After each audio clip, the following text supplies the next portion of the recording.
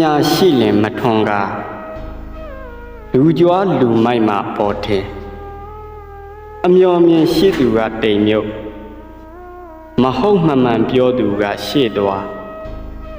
တရားမသိသူကသူတော်ရောင်ဆောင်လင်းကြောင်တောင်နဲ့မျက်နှာရှို့သွေးသဇုပေးလင်တရားတာဖျားတကလည်းဘုံဆိုင်ကြွကျောင်းအမကြီးကလည်းအယောင်နေရှယ်တားအောင်တွေဖို့ရှင်ကိုပြုဥစ္စာစုရဲ့ကျောင်းကြီးရှင်စွမ်းခံဝင်ရင်လူပြိုလှဲ့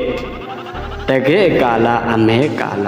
မေတီလကလင်ရဖို့တကိန်းစင်နဲ့ကျွန်တော်ပရိကြီးစရတုတ်ထဲမှာပါပါတယ်ကျွန်တော်တို့ခေတ်ကိုစောင်းဆိုထားလားမသိ